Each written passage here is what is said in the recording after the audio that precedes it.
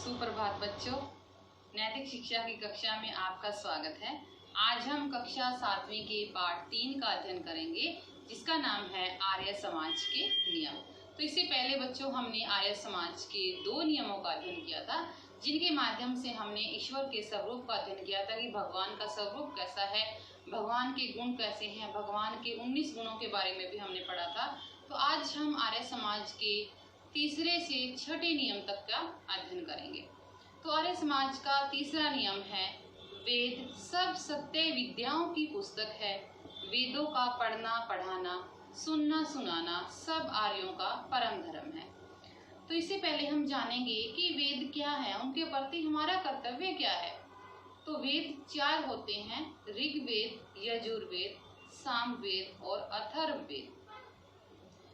तो बच्चों, जो वेद होते हैं उन्हीं के अंदर सभी सत्य विद्याएं लिखी गई हैं। वेद ही ये प्रमाणित करता है कि कौन सी विद्या सत्य है और कौन सी विद्या असत्य है। वेदों के द्वारा ही उनकी परख होती है, क्योंकि वेद किसी मनुष्य ने नहीं बनाए, इनकी रचना तो स्वयं भगवान ने की है। तो इसीलिए जो भी विद्याएं वेदों के अंदर लिखी गई है, जो भी ज्ञान वेदों के अंदर है, वो हमेशा सत्य है, वो सत्य पर ही आधारित है। तो वेद का पढ़ना किसी एक मनुष्य, किसी विशेष जाति या धर्म का कार्य नहीं है। वेदों का पढ़ना हर व्यक्ति का परम धर्म है, हर व्यक्ति का अधिकार है, पूरे संसार का अधिकार है वेदों को पढ़ने का। इसीलिए आर्यों ने वेदों का पढ़ना और सुनना सुनाना सब लोगों का परम धर्म माना है। उन्होंने माना है कि हर व्यक्ति को वेदों को पढ़ना चाहिए, उनका ज्ञान ग्रहण करना चाहिए, तभी हमें पता लगता है कि कौन सी विद्याएं सत्य है। तो बेटा, आर्य समाज का चौथा नियम है, सत्य को ग्रहण करने और असत्य को छोड़ने के लिए सर्वदा उद्यत रहना चाहिए। इसका मतलब है कि हमें हमेशा सत्य को ग्रहण करना चाहिए, सच बोलना चाहिए, सत्य वस्तुओं को ही ग्रहण करना चाहिए। जो सत्य मान्यताएं हैं, तो वो मान्यताएं कैसे होती हैं? वैसे तो हर व्यक्ति अपने अनुसार मान्यता को सच साबित करता है और कुछ गलत मानता है, किसी बातों को सच मानता है, लेकिन नहीं, जो बातें सिद्ध होती हैं, जो बातें प्रमाणित होती हैं, वो ही बातें सत्य होती हैं। तो एक समझदार, एक बुद्धिमान व्यक्ति को हमेशा जो सच्चाई, सच बातों पर ही ध्यान रखना चाहिए। उसे स्वाध्याय और सच्चाई की खोज में ही हमेशा लगे रहना चाहिए, और जो बातें झूठी हैं, जो मान्यताएं झूठी हैं, उनको छोड़ देना चाहिए। तो अब हमारा 5वां नियम है, सब कार्य धर्मानुसार सत्य और असत्य को विचार कर करने चाहिए। तो बच्चों, इसमें सब कार्य का मतलब है कि जो हम प्रतिदिन के काम करते हैं, जो डेली रूटीन के आपके काम होते हैं। जैसे अब आप सुबह उठ के आपको माता पिता के प्रणाम करने चाहिए, उसके बाद नहा धोकर भगवान का की उपासना करनी चाहिए, पूजा पाठ करना चाहिए।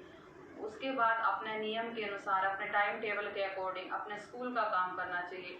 प्रतिदिन का कार्य प्रतिदिन ही करना चाहिए, उसे कल पर नहीं छोड़ना चाहिए।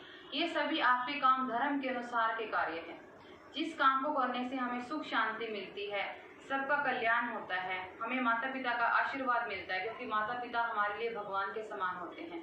अगर हम उनको खुश रखते हैं, हमारे अध्यापकों ने हमें जो काम दिया है हम उसको टाइम से करते हैं, तो ये सब हमारे धर्म के अनुसार कार्य हैं। तो बच्चों, हमें ऐसे विचार कर करने चाहिए कि हमें क्या धर्म के अनुसार सभी काम करने चाहिए। आर्य समाज का छठा नियम है कि संसार का उपकार करना इस समाज का मुख्य उद्देश्य है, अर्थात शारीरिक उन्नति, आत्मिक उन्नति और सामाजिक उन्नति। इसका अर्थ है कि आर्य समाज पूरे संसार के लिए उपकार करना चाहता है, पूरे समाज की भलाई के लिए काम करना चाहता है। उन्होंने 3 प्रकार की उन्नति हमें बताई है, शारीरिक उन्नति, आत्मिक उन्नति और सामाजिक उन्नति। अब शारीरिक उन्नति हम कैसे कर सकते हैं?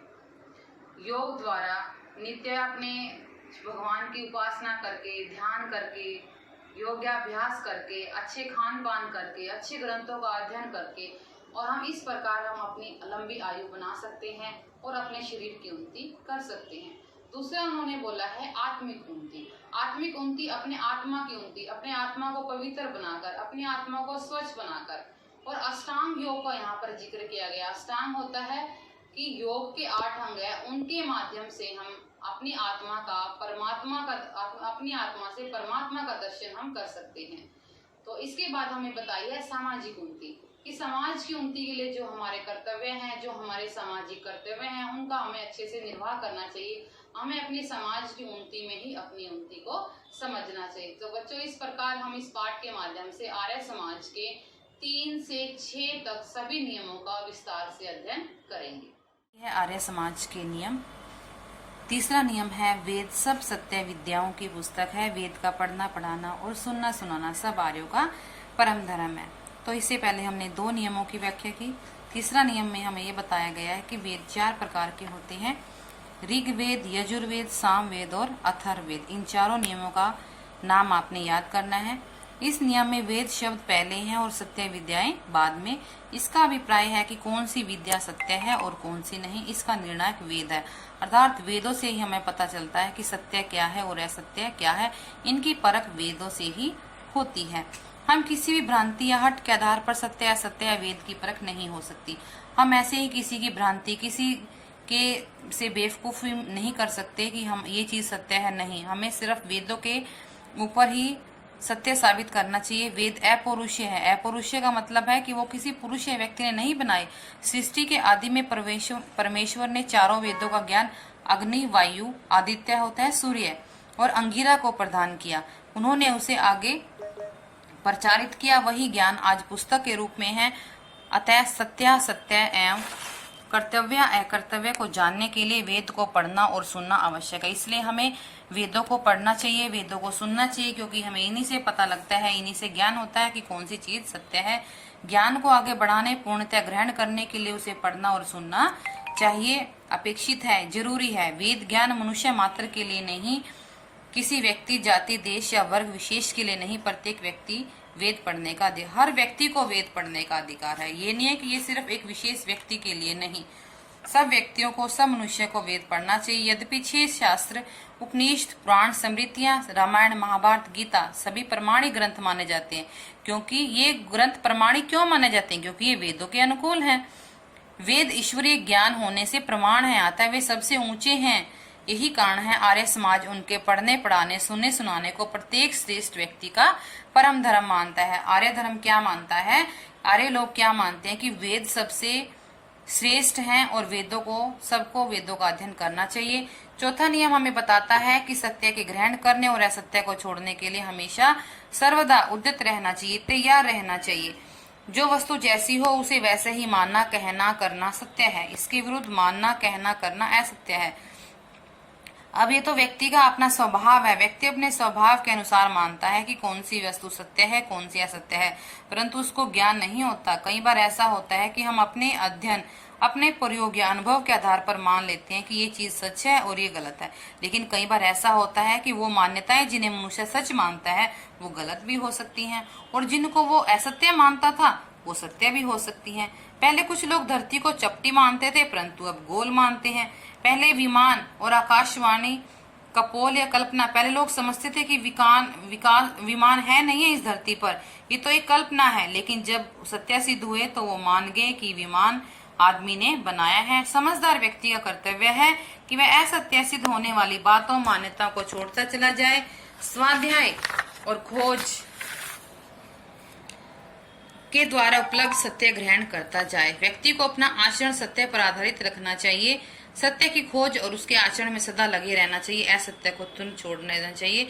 तो हर व्यक्ति का कर्तव्य है कि जो बातें सच हैं, जो मान्यताएं सच हैं, उसको ग्रहण करना चाहिए और हमें असत्य मान्यताओं को तुरंत छोड़ देना चाहिए। 5वां नियम हमें बताता है कि सब काम धर्म के अनुसार सत्य और असत्य को विचार करके करने चाहिए।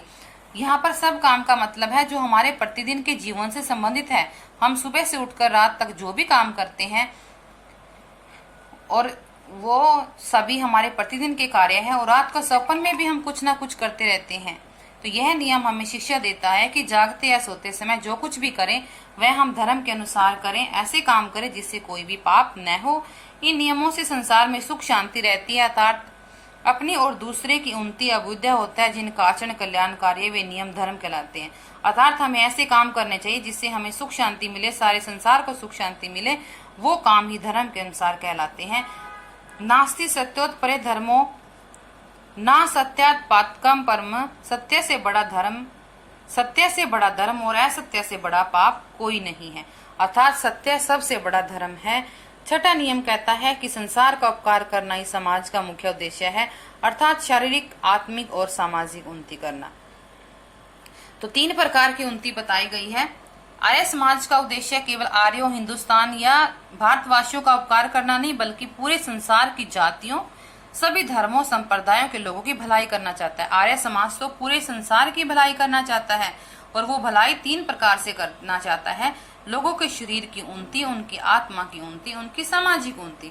अब शरीर की उन्नति के लिए आर्य समाज क्या कहता है? शरीर की उन्नति और लंबी आयु के लिए ब्रह्मचर्य का पालन करना चाहिए। सादा खान पान, व्यायाम, नियम पूर्वक स्नान, ध्यान, संध्या, प्रार्थना, अच्छे ग्रंथों का अध्ययन करना चाहिए, जिससे शरीर की उन्नति होती है।